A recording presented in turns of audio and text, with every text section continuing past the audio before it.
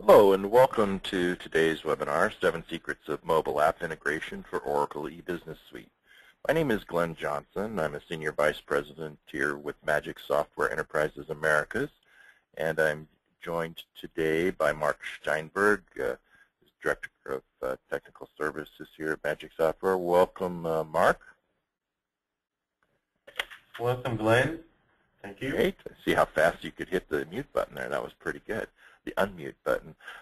We'll want to welcome each of you to join us actually today, and we look forward to any questions that you might have as we go through today's webinar. So if you have questions, please enter them into the Q&A box or the chat box, and we will be happy to answer those at the conclusion of the formal presentation. We will be addressing the subject of mobile app integration, how to build the mobile apps, how to integrate them, working with Oracle E-Business Suite.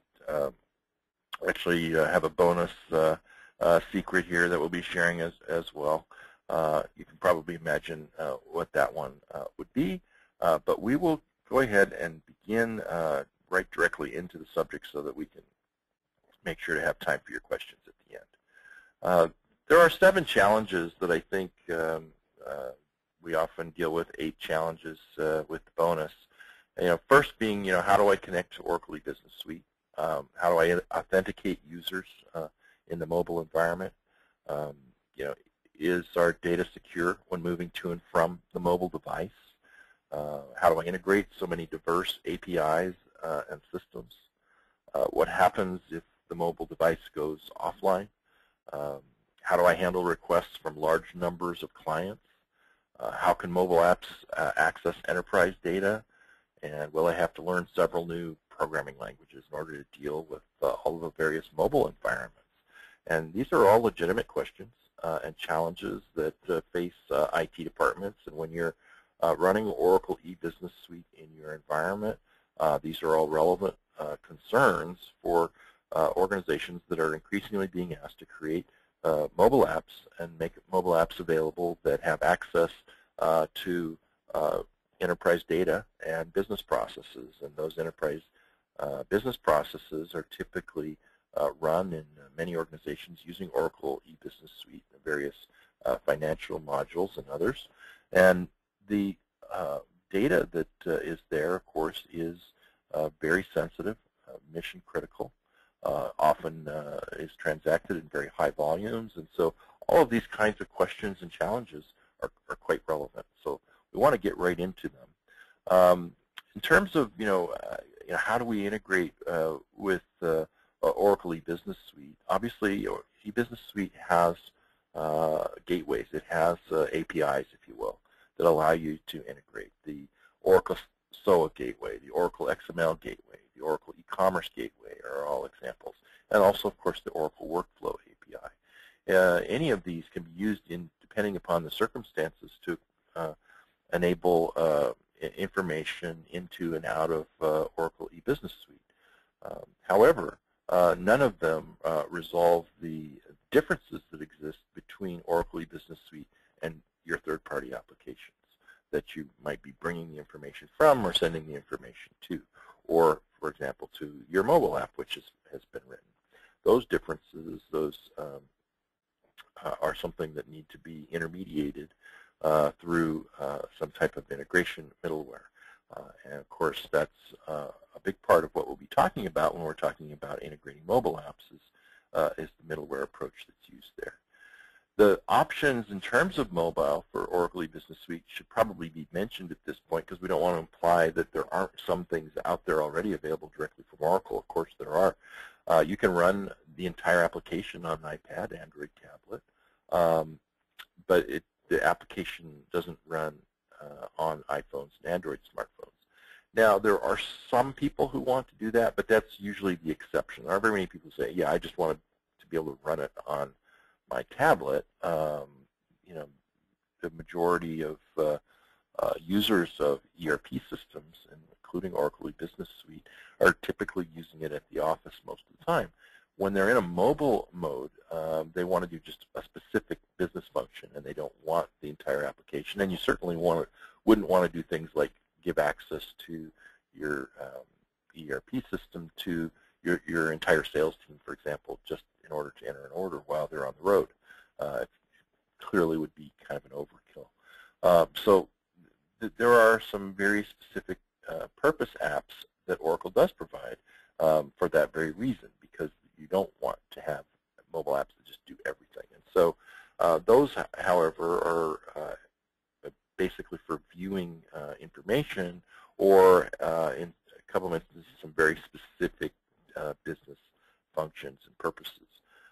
So the idea that there's this general vast library of specific e-business suite applications available from Oracle wouldn't be accurate. There's a number of them, but the idea that they do things like fulfill that need for a sales order entry across the organization, things like that, would not be accurate. So that's why we are talking about other applications and how we integrate them into Oracle e-business suite, because these are the I guess you would say gap-filling apps from third parties, or that you might develop yourself. One way you can go about that is by using the Oracle ADF framework for mobile. Another option, obviously the one that we're here to talk to you about, if you're interested, is to use a solution like that from Magic Software, the Magic XPA application platform and integration platform that would allow you to build mobile apps and integrate them to Oracle e-business suite. So those are all good examples of how you can accomplish this from a high level. Now, in terms of the best methods for working with the e-business suite APIs, I think you're going to be wanting to look for a mobile platform that can build apps that will support finding, discovering, and running the required Oracle SOA Gateway web services. With the EBS integration platforms, you're going to be wanting to look for the option to also work with Oracle XML Gateway. These are probably your strongest options and most extensive as well in terms of the breadth of support that they provide for the underlying ERP platform itself. So these are things to look at, and you can find those in a number of different places. As you're looking at an integration platform or a middleware platform or a set of middleware applications that can resolve your integration requirements with mobile and with third-party applications, for that matter, there are a number of capabilities and requirements that are important. Ability to call and reply to web services, transforming, formatting, and transporting XML, being able to do what we call composite application logic. So this would be the ability to consume a Java class to work with a Java object in EJB even, but also perhaps compositing other kinds of application logic, even including third-party .NET code that might be out there, or some sort of legacy application that you might want to consume a portion of its logic to run a particular business function. So that compositing capability can be a key thing to look for, so that you don't have to rewrite program code just to support your mobile app integration. Ability to monitor directories in the ERP environment to deal with text files, perform basic CRUD operations, not only for ERP, but even more likely for some of those proprietary add-ons that you may have created, or legacy boutique-type applications that are running out there in your environment that provide these as their interface methods. Some companies, for example, run Oracle e-business suite and JD Edwards World. JD Edwards World has basically a import and export capability to text file. So that might be something that would be important to you to look at as a way of dealing with that. Business process modeling capabilities at a higher level, so that you can visualize the process. Orchestrating those processes through a drag, drop, and configure approach that can be both scheduled business processes, real-time processes, is important. Being able to do automated data mapping and transformation would be a key capability to look for. being able to monitor those business processes so that once you're done designing and deciding how it all ought to work, be able to see, did it work? How many processes are executing? Were there error conditions? What's the latency issues and so on. You want to look for a solution that has powerful scalability. Today, that's being achieved in a lot of big data environments through in-memory computing techniques.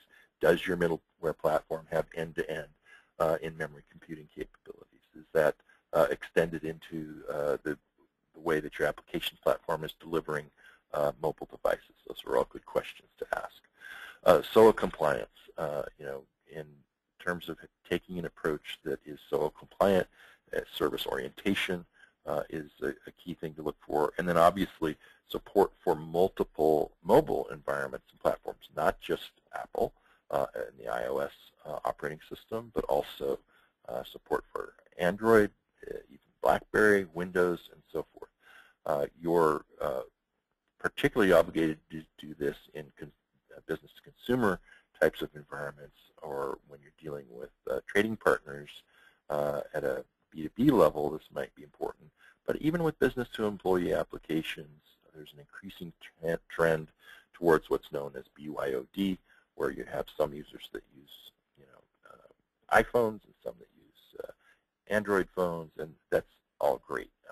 We would encourage you simply to make sure that your integration capabilities and your ability to generate applications for those environments are robust and supported by the right technology.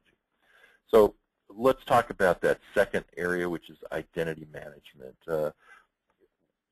We're all used to the issues around Oracle eBusiness Suite and Oracle Identity Management as it relates to our normal enterprise applications. A mobile app is a different animal. User identity issues need to be looked at there, and so your governance policies for mobile apps obviously need to cover this area. You need to review those mobile apps for compliance with your security practices.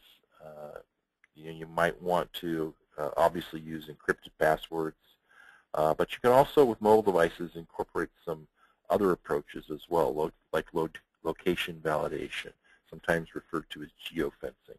If the application isn't being used in the right spot as reported by the GPS, then maybe it's just simply not going to function. If you're in a highly secure situation, that could be very important, and a way of validating location could be useful. Location validation might simply be just something that you track and not necessarily block based on location. That's also an option. Physical device verification, making sure that the mobile app is being used by the actual physical device that has been authorized to do so. And there are a lot of other similar approaches to identifying the user, the device, the context that it's being used in to supplement the way that we conduct user authentication. Now, in terms of identity management, understanding who the user is important, and then also understanding what those users' rights are is just as valid and important an issue in a mobile app as it is in a typical enterprise application. One thing that's slightly different about this, however, I would point out is that mobile apps tend to be very discrete in terms of their functionality, limited, if you will, intentionally limited. Because when you're on the go and you're in a mobile environment and you want to do something like a purchase order approval, that you don't want to have to go through, very complex menuing systems, clicking 12 levels deep to get to that approval screen so that you can approve an urgent request that's coming in while you're eating your dinner and you're out and about. Just doesn't make sense that users would have to go through that. So there are often going to be apps that are just for that purpose, and so they, using the console of the mobile device, you see that you have an incoming request, an urgent request, you respond to it. And so the app itself is limiting the uses.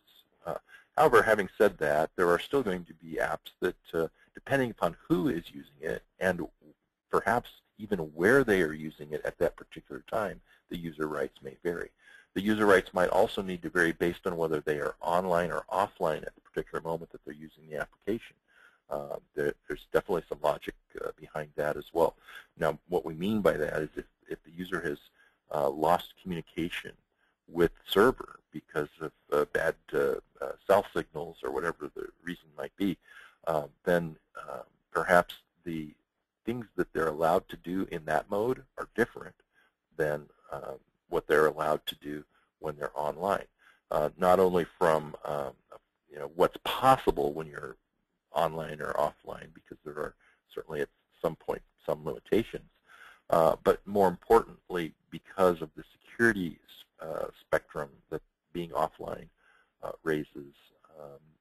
And when you're offline, you have to have data on the device in order to be interacting with that data. It can't be just simply stored on the server, and so it's less secure by definition, even in highly encrypted environments. If that device were to fall in the right hands, if for some reason they were able to prevent you from wiping the device or disabling the device, then its data is sitting there in its encrypted form, but it doesn't take more than a couple of weeks sometimes to decrypt data, even with very strong security. So that is a challenge that you want to think about. Should we even allow them to do this process if 2 weeks later a very motivated person could discover the information?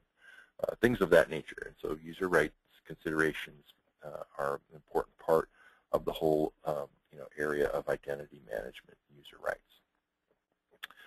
The next secret has to do with transport layer security. It's extremely important, obviously, that you utilize encrypted XML transport between the mobile device and the server, the app server for your mobile application. And you should support a variety of different encryption methodologies.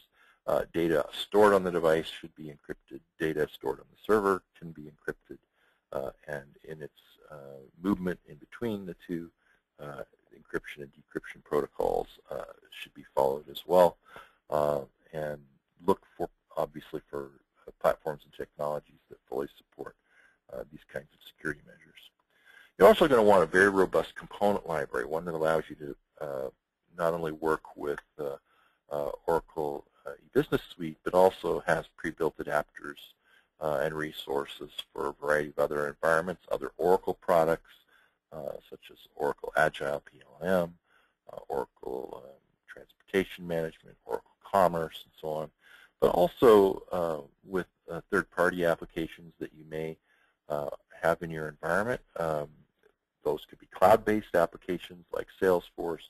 They could be installed in your enterprise environment on-premise, perhaps something like Microsoft SharePoint. And you really want to be able to access those component libraries to take advantage of that, working with a wide variety and array of not only components where we're dealing with a large number of components in Magic XPI, but there are also services that are in the service repository. There are other kinds of functionalities in the resources that are defined in an integration middleware platform, and all combined, you have scores and scores of those that you want to make sure that are available if you need them in order to interface with that other system. We know that you have the things you need to interface with Oracle e-Business Suite, but what about those third-party products? Maybe the best way to interface is going to be through HTTP and a RESTful web service, for example. Maybe you want a Google Docs interface to deal with Google Docs. Maybe you want to have a component that works directly with Salesforce, or maybe you have a legacy Lotus Notes environment. There are many possibilities here. I'm not suggesting or endorsing one versus the other, but an environments that people work in the real world are highly complex and differentiated, and therefore you need to look for middleware environments that support that complexity and that differentiation. You also have, as I mentioned, resources, and resources are a little different than components in that they are objectified in different ways as they're implemented, but have that same important capability as a resource for serving a business process flow in your integration environment. We'll be demonstrating some of those capabilities. You also want to look at the capability for offline and online synchronization.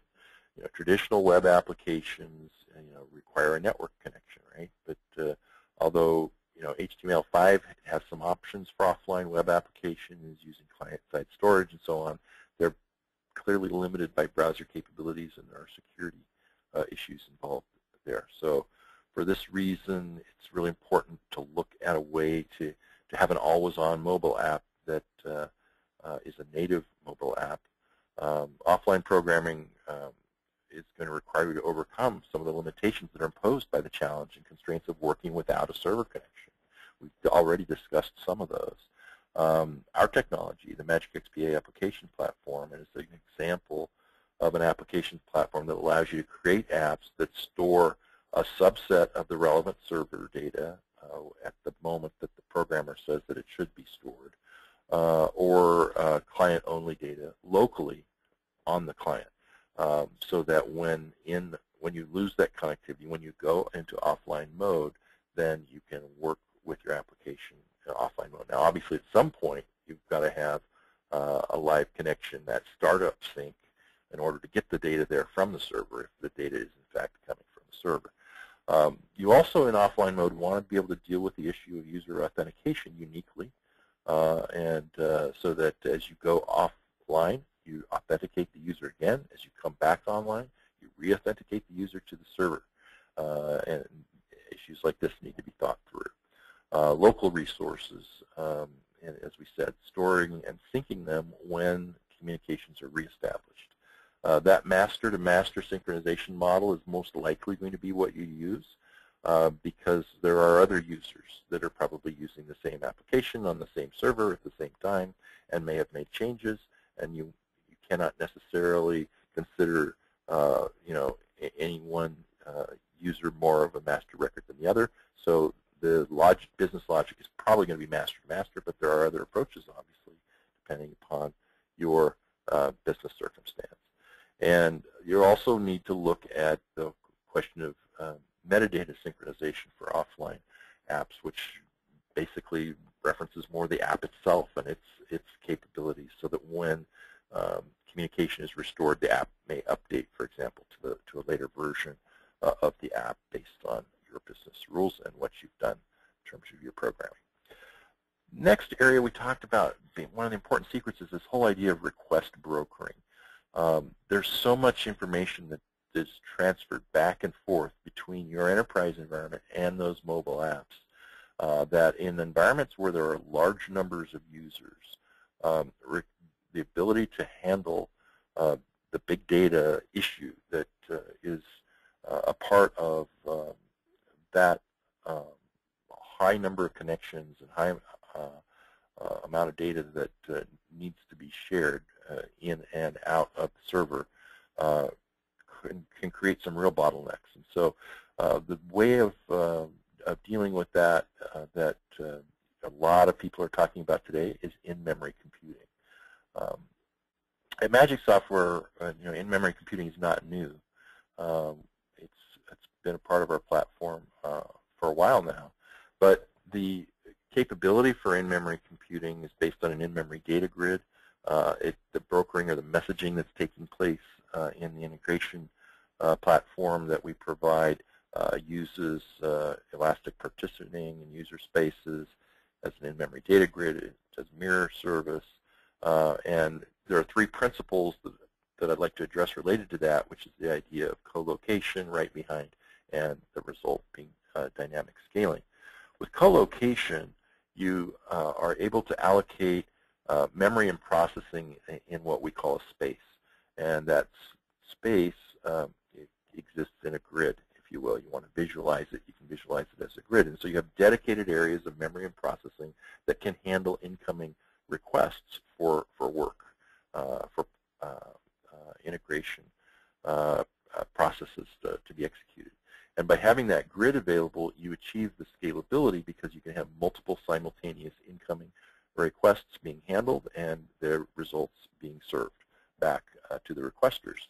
In addition, you gain a benefit of redundancy in having multiple spaces of memory and processing available in case there is any kind of failure in your computing environment, your servers. So you have, by having multiple servers, multiple spaces available within those servers, one can be available to pick up where the other one left off, so that if you have an entire system crash on one system, or if you just simply have partial failures in particular areas of memory, for example, that's okay. You can have the redundancy in your grid to provide the high availability that you need. Now, you're also going to gain speed within memory computing because you're using a principle called write behind, where you actually take the request and response time and reduce it by taking the data tier, the persistency of the process, and moving it in memory instead of within the database and writing to a hard disk.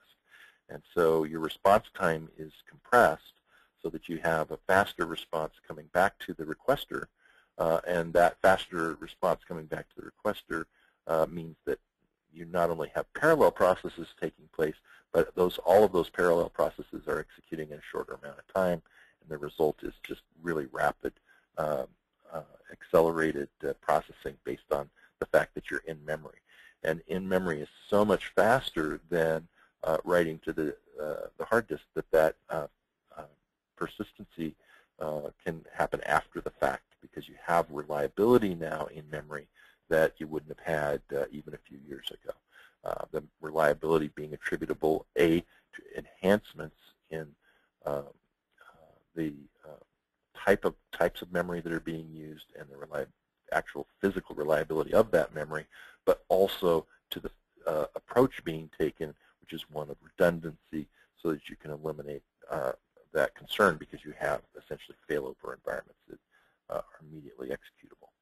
Now, the result of that is dynamic scaling, so that you have that elasticity in your request brokering environment, your messaging environment within the integration middleware layer. And this is very exciting because you get the kind of scalability that was previously, talked about, and there was a lot of hype about, but didn't always exist. And today it exists. And not only that, but you also get very low cost hot backup or high availability in your request brokering and messaging processes. I don't mean to suggest that this is high availability across all of your applications, because a lot of your applications don't use in-memory, or they use in-memory for only a little piece of what they do. But to the extent it's there in the integration environment, you know that availability is there. That's really powerful. Now, another key is the idea of native database gateways. Because of the fact that you're working with Oracle E-Business Suite, you're more than likely to be using Oracle databases, obviously. But you may have other databases in your environment. I would suspect that a very high percentage of you do. And in that case, you want to make sure that all of the gateways that are being used to those environments, such as Microsoft SQL Server, IBM DB2, and of course Oracle, are native high-speed gateways that take best advantage of the capabilities of the database platform that you're using. Magic XPI and Magic XPA do that. They do not use ODBC to work with Oracle or SQL or IBM DB2. They have their own native database connections, and that gives you, again, higher speed, even for that write-behind process, and also the running of the integration platform itself and the mobile app server environment itself. Very important thing to look at. Now, that means from a resource standpoint, it's very easy to set up. You simply declare Oracle as your database. You create your Oracle alias, your host string, if you will, and then you utilize that in Magic XPA, and you're done. You've declared that resource, for example, for your Magic XPA application. So let's talk for a moment about the flow logic. The expression editor. This is really the last point we'll cover before we go into our demonstration.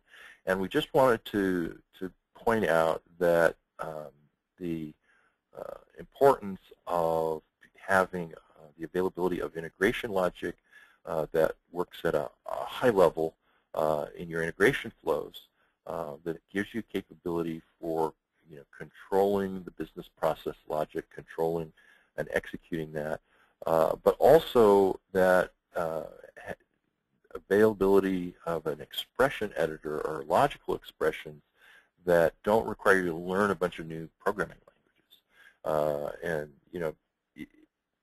IT is very detailed. Transforming data between applications often is going to require an expression, in order to trim or concatenate or perform some arithmetic calculation or do date comparisons or whatever it might be. Those are real things that have to happen, and they require some sort of logical expression. We understand that, we get it, and that's why both Magic XPI and Magic XPA have this very much sort of Excel-like expressions that you can utilize to do the data transformations and other kinds of logic in those systems. But you don't have to learn the native programming environments that are required, and line-by-line programming is never required in Magic XPI and Magic XPA because it is at a higher level user interface. So you're not forced to learn the various programming environments of the mobile environments. Plus, if you think of a normal native mobile app, you also have a server environment that's probably using, in almost every case, a different programming language. And XPI and XPA give you this consistent expression editing capability and program environment that's uniform across all of those different mobile clients. Gives you a native container to express and run that mobile client. And so I'm really looking forward to Mark sharing with us today, because I think what he's going to provide us is kind of a high-level view of the capability of Magic XPA in terms of being able to create mobile applications, and Magic XPI in terms of being able to provide the kind of integration that's needed in an enterprise environment, including, of course, most importantly in our discussion today, Oracle E-Business Suite. So with that rather lengthy introduction, I do apologize, I'm going to pass control to Mark Steinberg. And Mark, you should have control now and be able to share your desktop with us so that we can see your demonstration. Mark? Thank you, Len, and I hope you all can see my screen. I can see it. Yeah, it looks great. Okay, excellent. So actually, our demonstration today we'll split it into two parts. The first part will be the mobile part, the mobile application. The second part will be the integration to EBS. And of course, these two parts are actually linked to each other because of the fact that we want to integrate between these two parts. So as you can see on my right side of my screen, I got Android emulator. Of course, I will be using for the demonstration an Android emulator based on Android operating system from Google. You can see that I have a mobile application. This application is made by using a Magic development platform that we will elaborate on that later on. On the left side, I got the EBS Oracle application, which you can see I'm currently focusing on the items that we have and managed by EBS itself. I'm getting a few errors on that, but here we go. It's back on. And the idea is that we can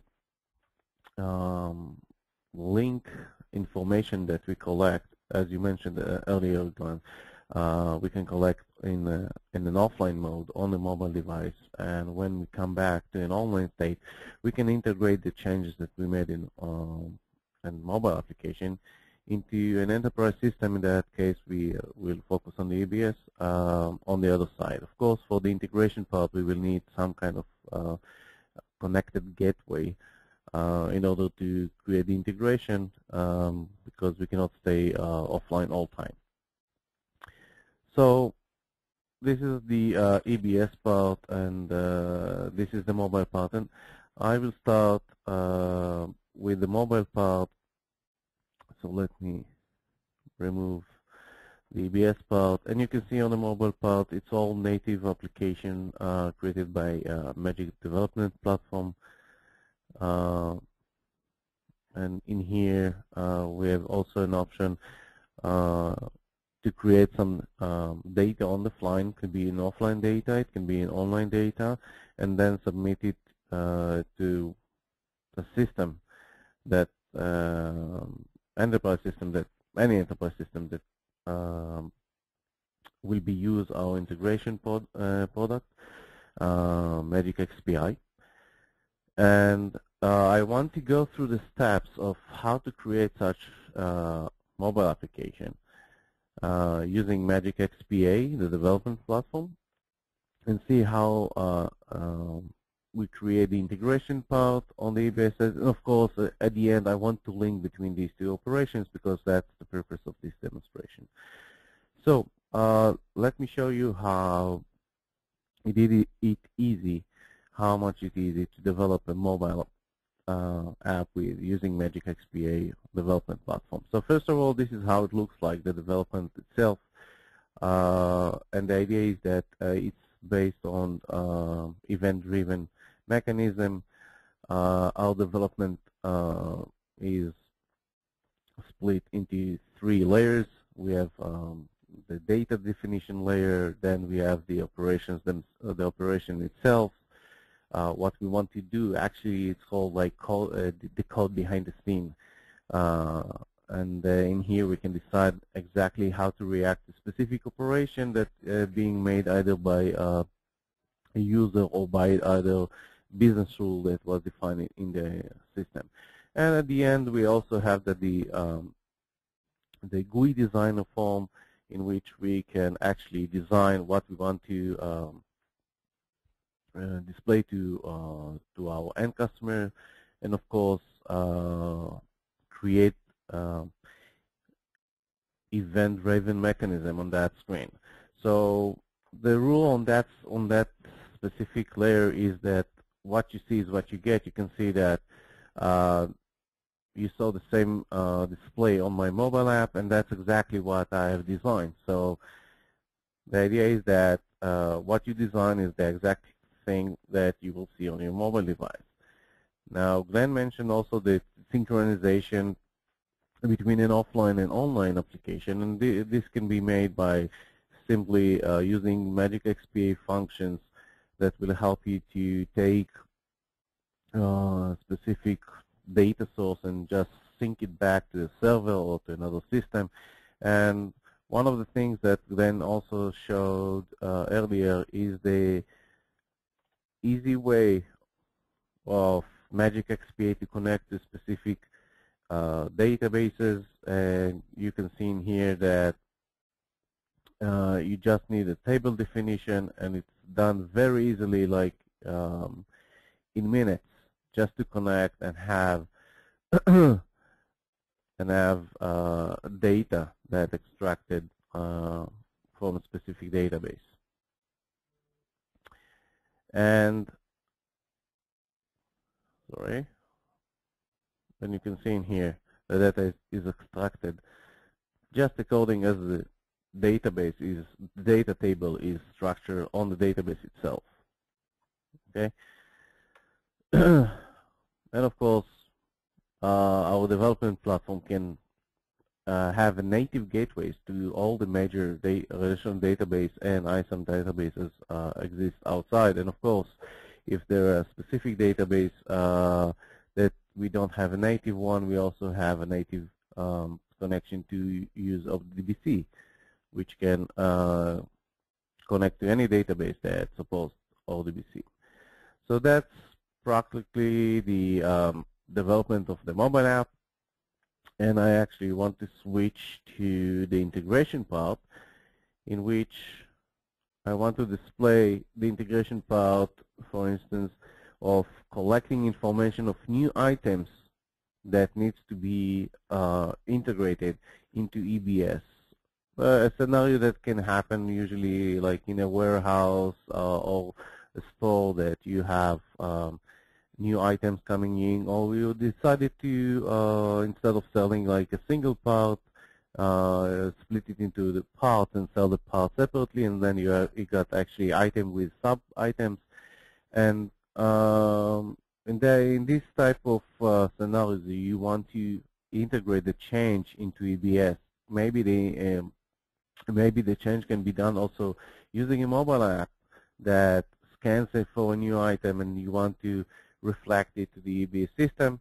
So that's why we have a situation which we want to use the mobile app to collect information on the fly and then reflect it to the enterprise system. In that case, it's the EBS. So in our integration product, we actually have three major components. What you see now is the first. On my screen, you see the first component. This is the development studio of Magic XPI, the integration platform. Using the development studio, we can develop several integration business processes. For each business process, we have several business flows that combines the solution for a specific business process. And using this development kit, we are building business rules, error handling, data movement, data manipulation, and a lot of other stuff that we want to include in the integration process. So this is actually the first component. The other component is the server itself. An integration project is eventually, when we are running it, it's a server that runs our integration solution. The server is a backend server. It's based on something that Glenn mentioned a lot earlier. Is based on the in-memory computing, which allows you to expand your resources and use lots of resources as a grid inside your network. And this server is actually executing all the integration triggers, integration reactions, and of course the integration processes, business processes themselves. Since the server itself is a backend server, so there is no user interaction when dealing with this component.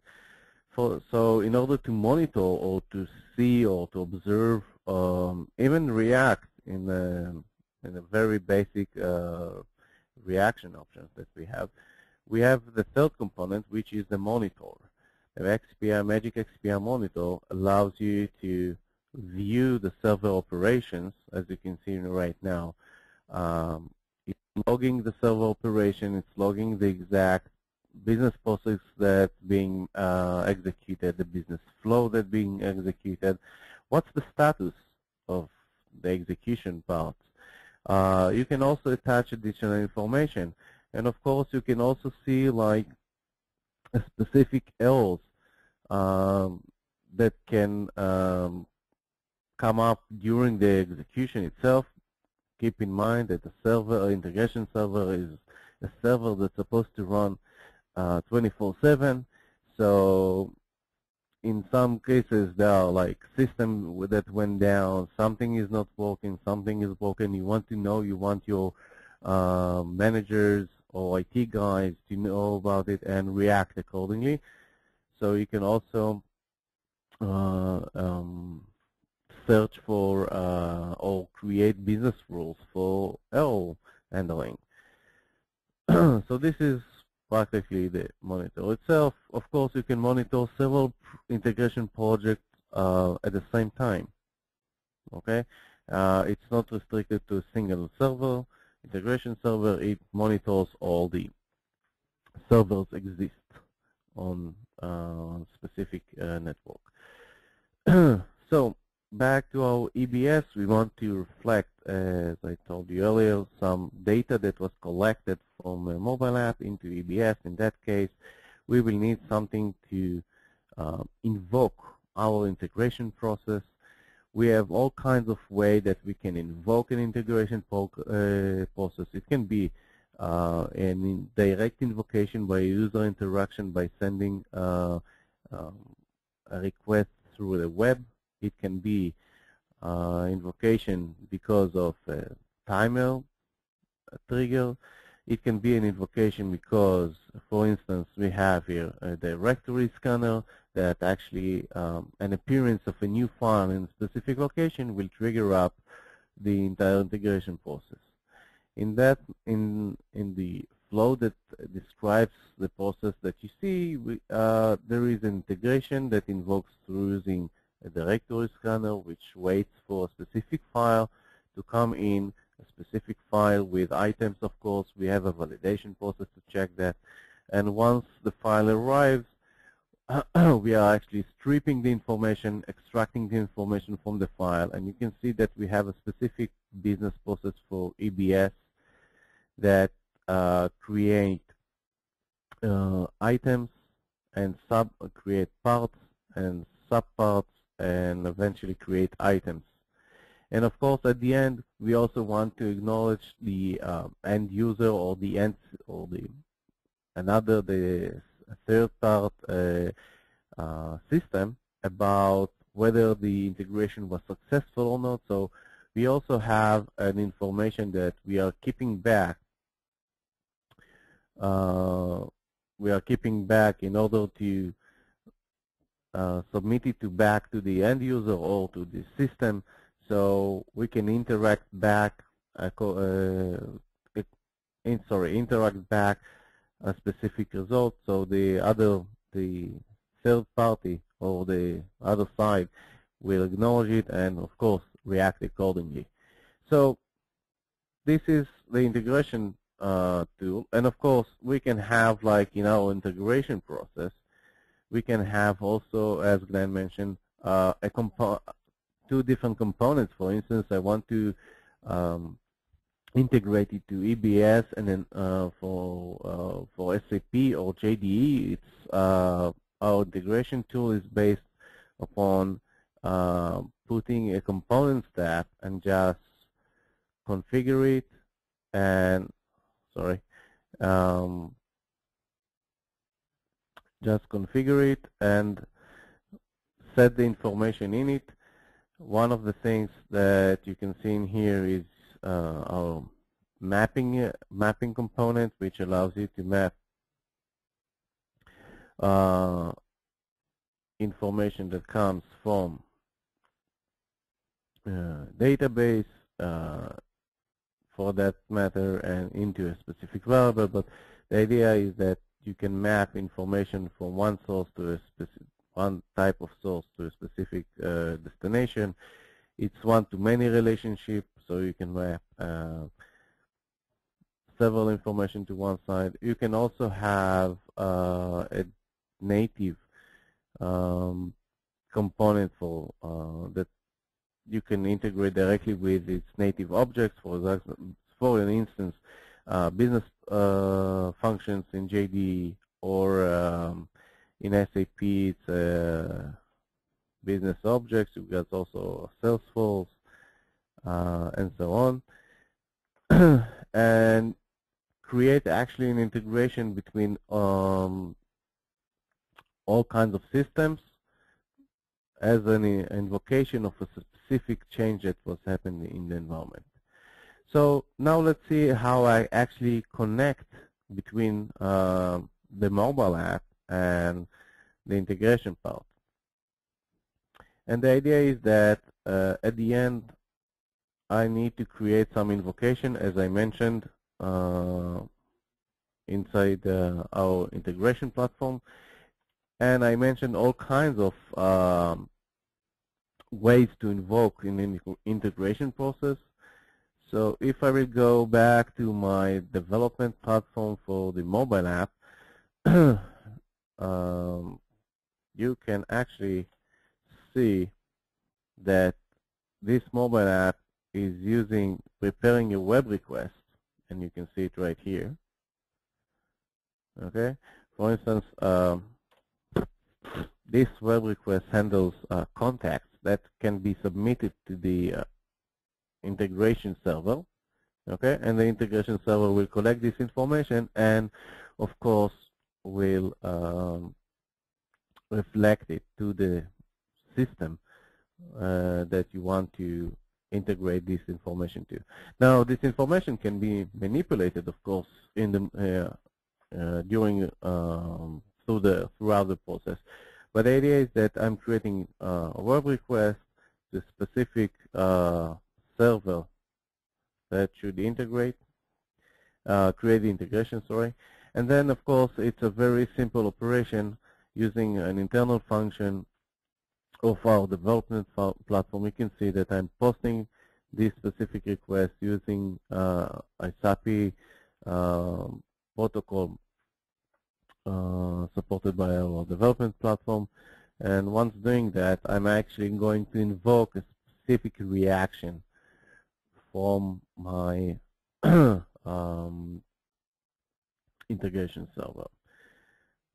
And I think that's it for our demonstration today. I want to thank you all, and I would appreciate if you can, if you got, of course, any questions regarding the demonstration today, just point them to Glenn, and Glenn will forward them to me, so I will be able to answer. Glenn, do you have any queries that was collected so far? Well, thank you very much, Mark. We'll give everyone just a moment to enter in their questions. So if you would, please enter your questions into the chat box and or the question and answer box, either one. We'll be happy to answer those for you, so you can put those in at any time. We do have one come in at this point. It says, I saw flow mode combine and flow direction combine in the add context flow. Can you explain, sorry, oh, can you explain further? There it is. Sorry, Glenn, can you please repeat the question? Yeah, it says, I saw flow mode combine and flow direction combine in the add context flow. Can you explain further? On the integration side, or? Yeah, on the integration, I guess it was the add contacts flow. Oh, you mean on development platform? Sorry. Yes, of course. So I guess that this is the flow that the question was asked for, right? Right. So as I showed on the application itself, we have a specific screen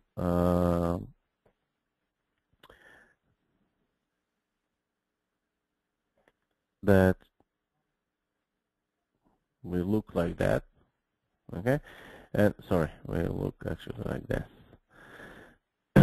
And at the end, we will be able to choose which application we want to integrate with. And of course, once we are adding a contact, we will be able to click on the Save button.